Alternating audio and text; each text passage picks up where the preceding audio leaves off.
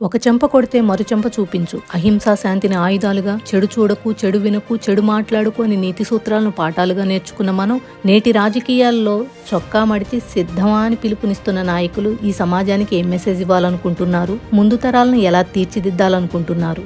సమాజాన్ని, యువతను ప్రేరేపించి అధికారాన్ని దక్కించుకొని భవిష్యత్తు తరాలకు ఆయుధాలిచ్చి ఇంగ్లీష్ మీడియం పాఠశాలలకు పంపుతారా? ఇదా మీ అభివృద్ధి? మనం ఎక్కడున్నాం?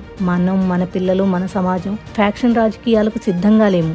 ప్రజలారా, అది గుర్తుపెట్టుకోండి. ఒకనాటి ఫ్యాక్షనిజం ఆంధ్ర రాష్ట్రంలో తుడిచిపెట్టుకొని పోవడానికి తెలుగుదేశం పార్టీ కృషి అపారంగా కనిపిస్తుంది. నేటి సభల్లో యువత ఉత్తేజాన్ని చూస్తుంటే భయం వేస్తుంది. ఈ సమాజం ఎటుపోతుంది? ఈ సిద్ధం దేనికి దారితీస్తుంది అని. యువత ఉడుకు రక్తాన్ని అభివృద్ధి వైపుకు మళ్లించండి. రాష్ట్ర పురోగతికి దారి చూపండి. అంతేకాని చొక్కాలు మడిచి యుద్ధాలకు పిలుపునివ్వకండి. యువతకు దోచుకోవడం ఎలానో నేర్పకండి. అడ్డదారులకు మార్గం చూపకండి. పేద ప్రజల బలహీనతలను క్యాష్ చేసుకుని మీ ప్యాలెసులకు పునాదులు వేసుకోవడం ఆ సంక్షేమం? ఆంధ్ర రాష్ట్ర అభివృద్ధికి పాటుపడండి. రాజధాని లేని రాష్ట్రంగా మిగిలిపోవడం సిగ్గుచేటుగా భావించండి. సహజ వనరులను దోచుకోవడంలో ముందున్న ఆంధ్ర రాష్ట్రం, అప్పులు తెచ్చుకోవడంలో ముందు స్థానంలో ఉన్న ఆంధ్ర రాష్ట్రం, కల్తీ మద్యపానంలో ముందున్న ఆంధ్ర రాష్ట్రం మన రాష్ట్రమా అనుకుంటే బాధగా ఉంది. ఇదా మీ చిత్తశుద్ధి?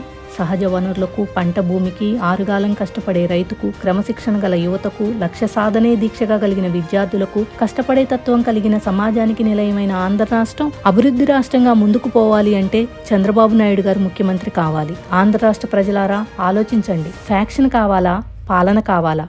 చైతన్యవంతుడివై రా, కదలిరా, విజయ శంఖారావం పూరించు.